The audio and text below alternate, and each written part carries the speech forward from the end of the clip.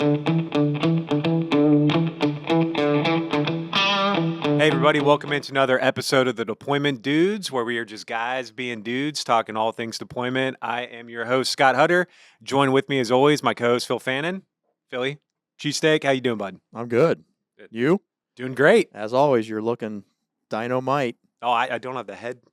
No, you don't. You're going without headphones today. I said you're going to shift the world off its axis. I don't know what's going to happen, but Thought be I'd show prepared, off audience. This flow I got going Something on. something in the air doesn't feel right. Yeah. Now you know why. Yeah. Special guest with us today, Miles Smith from Why Stuff Sucks. Miles, how are you? I'm doing great, Scott. Thanks for having me on the program. Yeah, thanks for joining us. My first pressing question today is Why Stuff Sucks, right? Phenomenal name. Yeah, walk us through your background and Why Stuff Sucks. Yeah, so the genesis of Why Stuff Sucks really started with writing books, and that happened, I think it was close to 15 years ago. So I've written several books. It Sucks So Much, Why Leadership Sucks, 2 volumes of that, and Why Career Advice Sucks. And SEO really came out of that as well. It's an area in business that is very challenging, and I would say even more so today and increasingly complex with every passing day. So we help our clients, including Kinetics, show up in Google, Bing, and now AI search. Mm-hmm. So what is SEO? Why don't you explain a little bit about what that acronym stands for and exactly what is it to the Yeah, audience? search engine optimization simply is what SEO stands for. A lot of people use different acronyms now. AEO for answer engine optimization, GEO, generative engine optimization. There's different ones now. SEO, I view everything as search. People have been searching and needing to have search online to find things, find information about companies or businesses or people for better part of 2 decades now. And that need for search, while AI is influencing how we search, is still important. And as far as I can see into the future, people have the need to search for something. So that just might change how we do it, but the need for that search is there. Yeah, I'll go around and talk to other sales teams or go to like sales kickoffs, and they'll ask me like, what are you guys doing for lead generation? And it's shocking to me that even in 2026, a lot of people aren't focused on SEO, or it's not a priority of theirs because the way people buy things has changed, right? Big time. I mean, working in sales, we used to be smile and dial, blast out emails.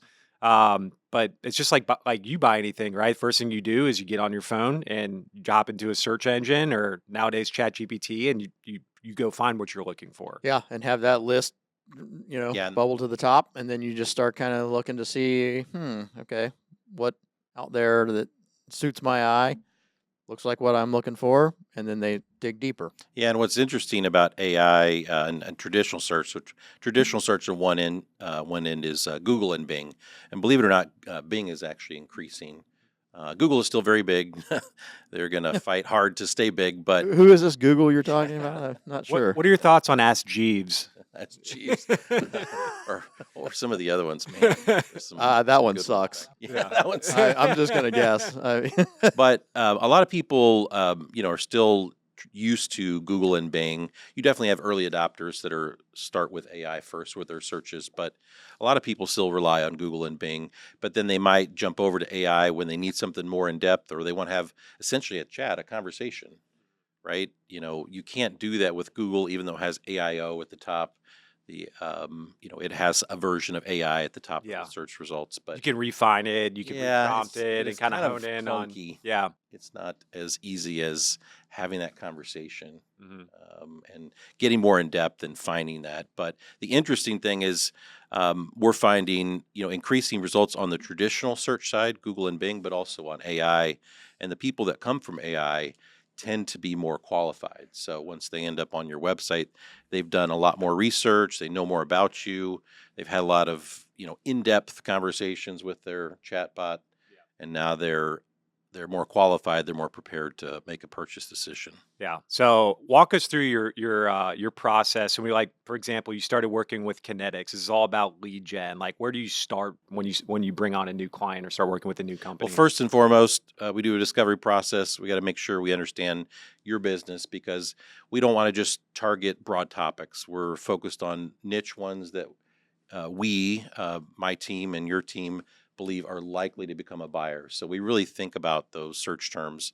It isn't just something broad or generic. And I would say the broad and generic, not only does it not convert, but AI is taking away a lot of those searches, on the traditional side, from targeting those top of funnel, more broad types of searches. So not only do they not convert into customers or leads and customers, but Google is removing a lot of that stuff anyhow, and or taking that real estate, so to speak. Mhm. So what we do is we got to make sure we understand Kinetics and the company, what you guys are about, what you are really focused on. Do research on the right keywords. So we make sure that they have popularity, which we call search volume in technical terms. Keyword difficulty isn't Mhm. too hard to rank for. And the third part of that Venn diagram is this likely a buyer? So we actually look at the search term and look at the search results. Who's ranking there? What are those pages? Are those pages, we read through them. Is that likely somebody that's searching for that? Is that likely that they would be a buyer of whatever we're offering and selling? So it's and that's just in the vetting stage of picking the right topic.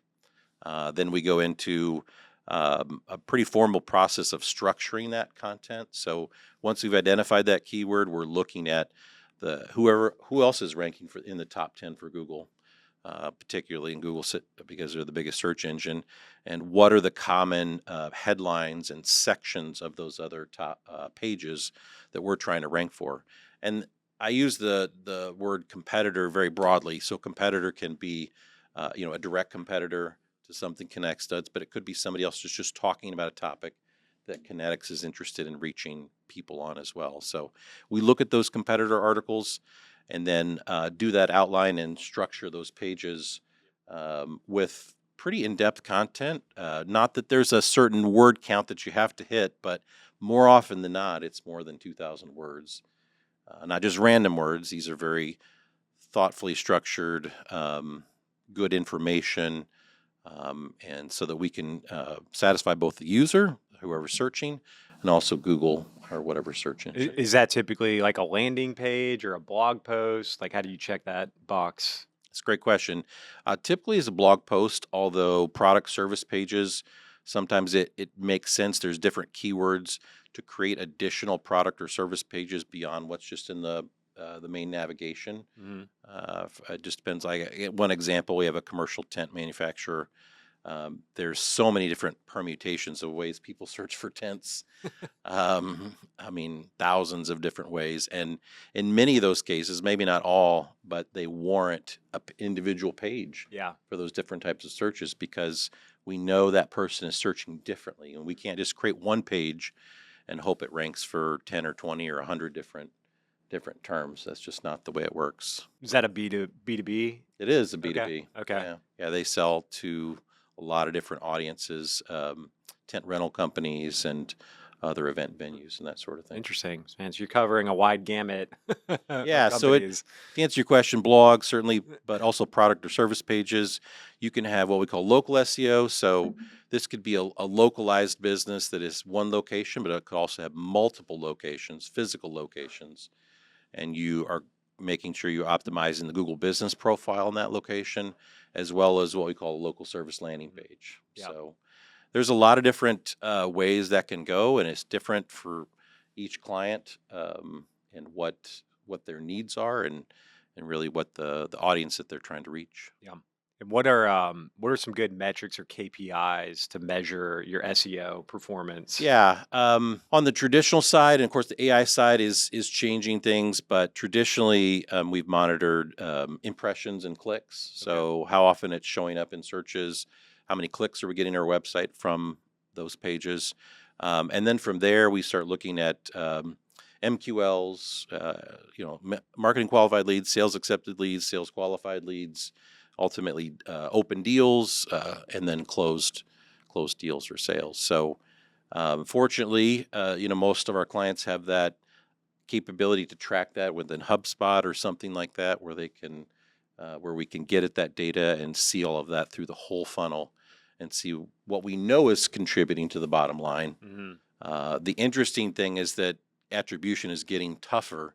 So while we know how much money that SEO is contributing to Kinetics in this case, there is likely other business that's not being captured.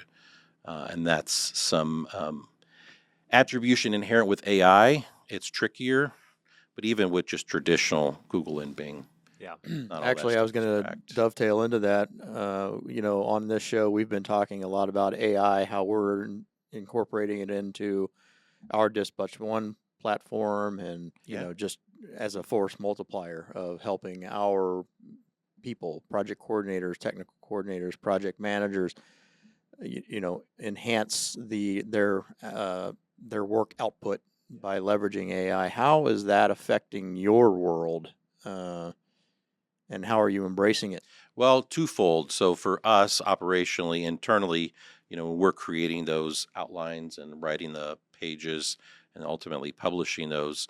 We do use AI. We're really thoughtful about that because, one, we don't want to do anything now that, while it might be okay now, Google or somebody else might decide later that what you're doing is not good. And that's happened even before AI many times. You mean like it looks at it as like it can be a reckless approach? Yeah, Or... yeah. They do have, changed how they view certain actions. And even today, I would say it's the perception of what you're doing. So if their algorithm is perceiving that you're doing something to try to game the system. So we do use AI in outlining and writing, but it's heavily human editing and making sure we have first-person experience. We talk about, Kinetics clients, those case study information where we're demonstrating our experience, not just talking about a topic. And ultimately, we do quite a bit of work on getting other websites to link to us. It's what we call backlinking. So getting those other sites to, and helps us demonstrate to Google that we're authoritative as well by them continually linking to the content that we're creating. What's your preferred platform for content creation? AI platform? Is it ChatGPT, Copilot? Yeah, it's great. We experiment with a lot of them. I would say Gemini and Nano Banana for the videos, or sorry, images. We use that. I think and these kind of leapfrog each other every so often. Yeah. So it's certainly changed. I think we lean Gemini and Nano Banana for images.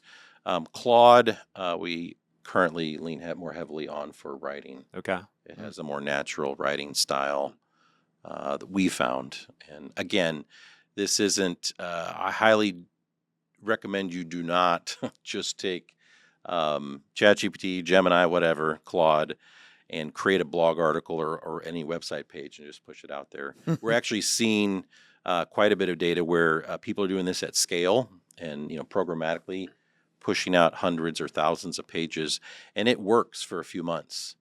But Google usually 3, 6, 9 months in will just kill the site completely. Yeah. So that's what you said. It catches on that you're gaming the system. Yeah.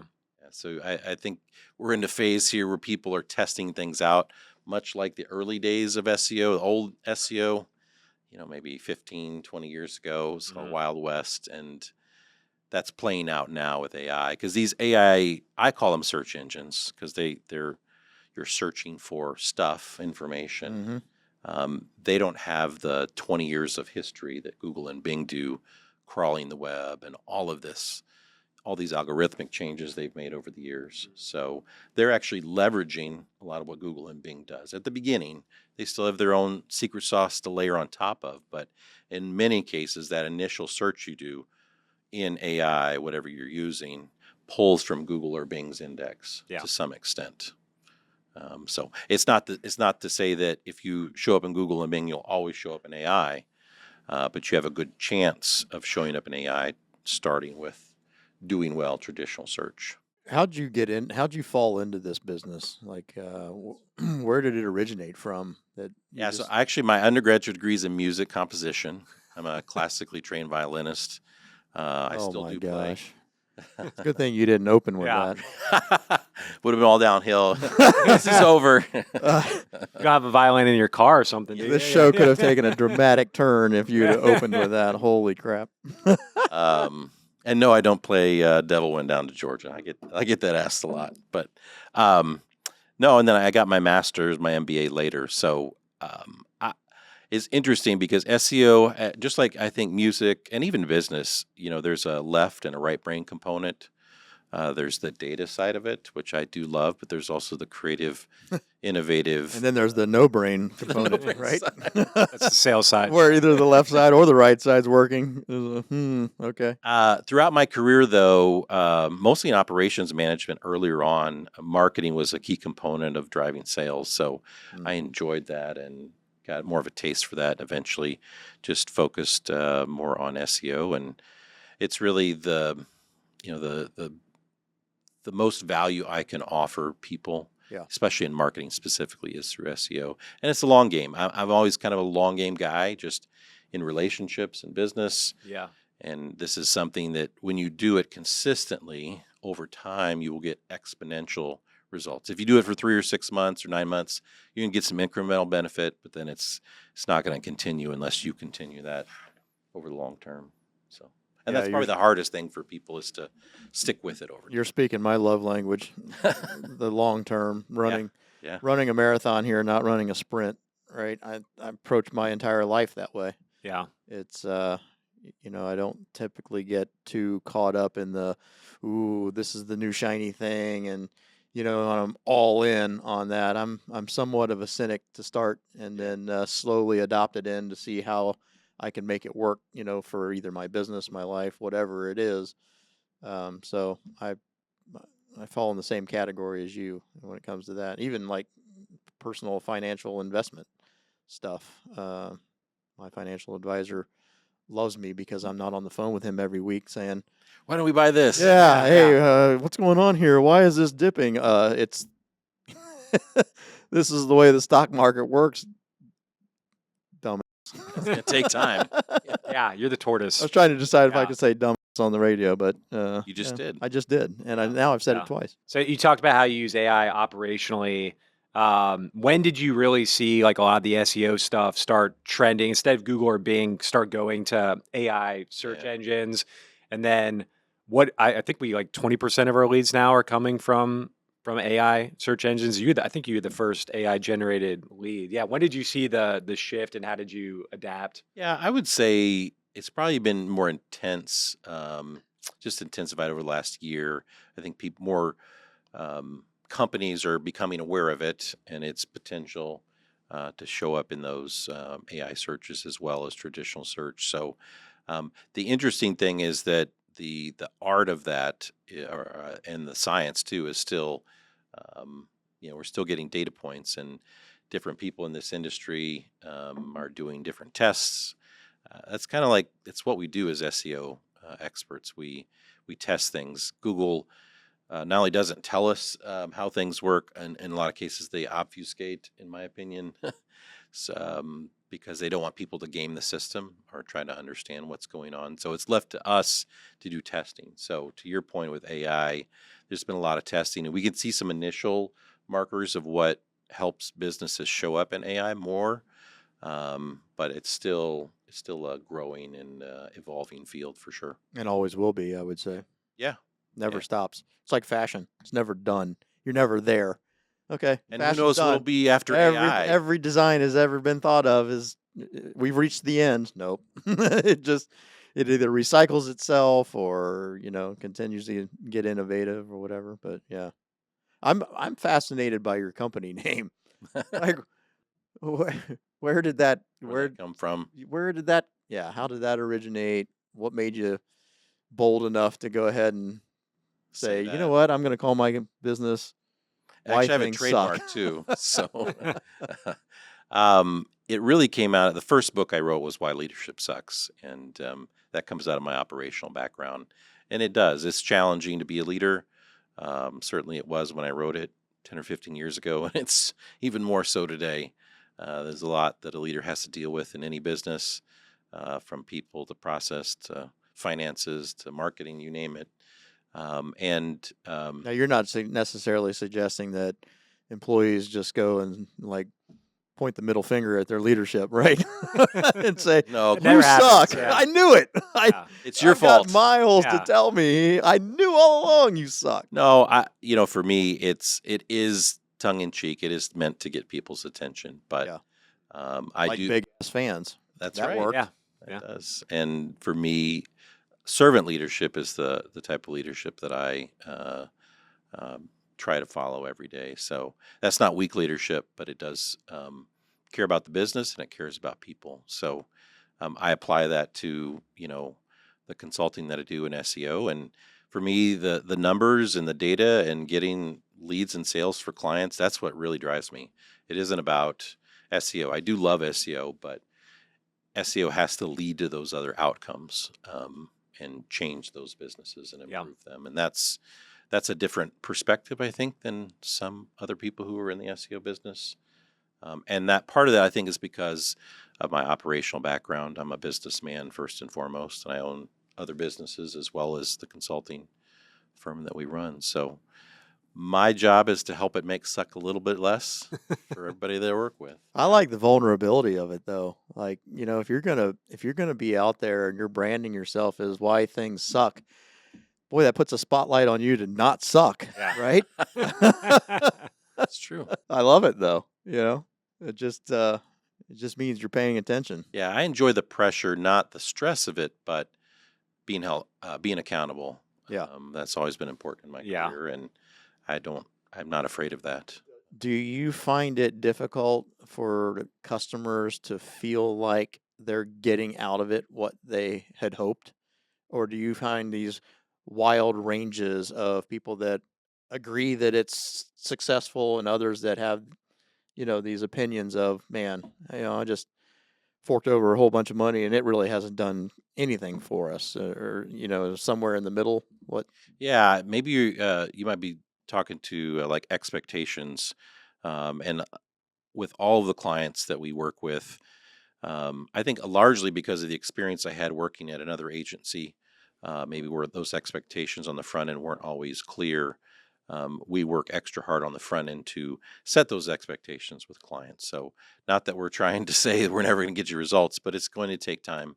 And here's those timelines of what that's going to take.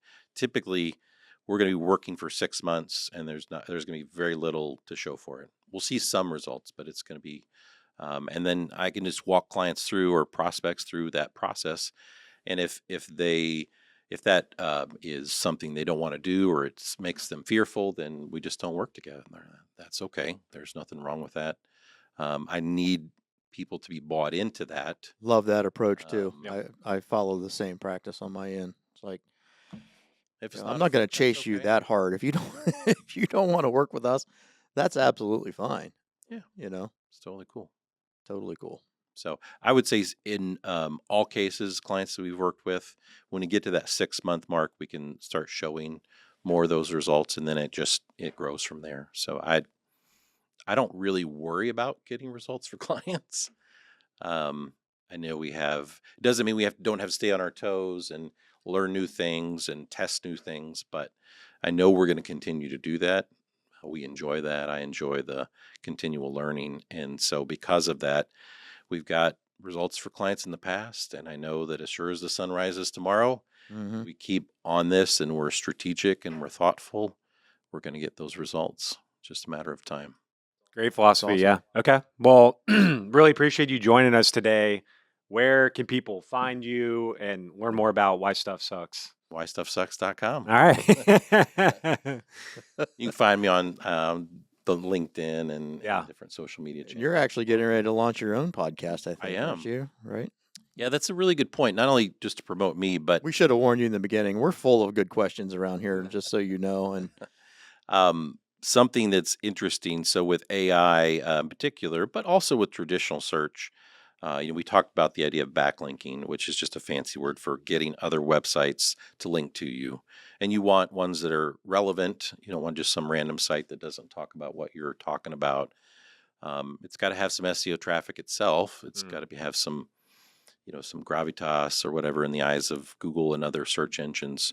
And consistently getting those links is a way to demonstrate that other people are validating what we're doing content-wise in our business. So we extend that even further to stuff like podcasts, or so whether your own podcast, being on somebody else's podcast, or having other social media channels that you're participating in. While those aren't going to rocket you to the top of SEO right away, if you add all those up together, you're just getting mentioned more places. Yeah. Google, Bing, and AI are going to perceive you as more trustworthy, that you know what you're talking about. If all these people are validating you consistently in different places around the web. So Yeah. Which ties back to the long game, right? it is. Not having to do this. Yeah. Name of the podcast, Yeah. To be determined. I'm not sure if it's going to be Why Stuff Sucks or if it's going to why podcasts suck. Podcasts. Or how to make your podcast not suck. Yeah. There you go. Yeah. Don't invite First the client, deployment, that dude. one. That's step one. Yeah. Maybe you show off your violin skills in the very beginning, Yeah, it was maybe that's sweet your intro. little intro. Yeah. Yeah, exactly. I do have some ideas, but they're all under wraps at the moment till we decide. We might have to check Mystery. in again. Thanks for joining us, Miles. Absolutely. Appreciate it. Thank you, guys.